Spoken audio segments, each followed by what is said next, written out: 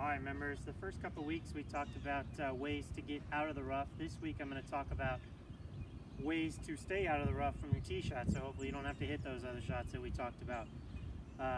First thing I'm going to talk about is drivers and length of driver and making sure you get fit to the right length, right loft, and all those things. Drivers today have so much adjustability that we can really work almost any driver head into fitting your game. But one big thing that has been talked about a lot on tour lately and also has been starting to get more popular in our fittings is thinking about shorter driver shafts. 15 years ago in 2000, 2005, those times of year, the average driver length was 43 inches. Now 45 and a half, 45 and 3/4 is the average driver length, and the reason is making a longer shaft. They feel like the club head can go faster and therefore you hit the ball farther. But what comes into play there is then all of a sudden we start to miss-hit the ball a little bit more. So you see players on tour, I know last year was big, Jimmy Walker was talking about using a 44 or even like 43.5-inch driver.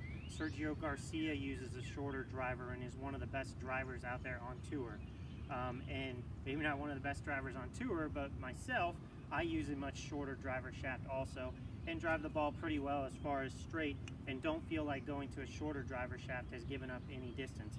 For me, this is my driver on the left, a standard driver on the right, and you see this is a 45.5-inch driver, mine's about 44 inches. Really gives me some consistency off the club face, and I still don't feel like I'm giving up much ball speed or club head speed, so the ball's still going basically about as far. Next couple things is just when we're swinging and hitting the driver, I see a couple of flaws. One of the biggest with launch monitors now and telling us about swing path and all that is I see a lot of players swing down on the ball and hit down through the ball, and that ball spins up and launches straight up in the air. When it comes down, it's not kicking forward. Okay, a lot of players will maybe pop the ball up and start teeing the ball lower, and in reality what happens when we hit that ball straight up in the air, what's really happening is our body's getting out ahead and we're really hitting down on that ball and hitting it up at the top of the club face. So what we want to do on the driver is make sure we've got that ball up in our stance, up towards that left foot.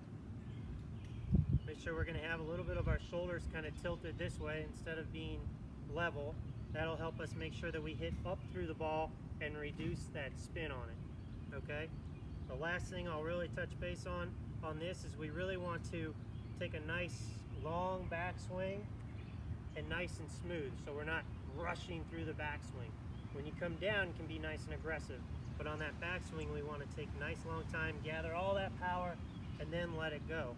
So it's going to look something like this when we've got those shoulders here. I'm trying to hit up through that ball. That'll help us lower the spin. It'll launch higher, but it won't spin as much, so when it comes down, it'll still roll forward. So we're going to take a nice slow backswing and then rip through it on the upswing.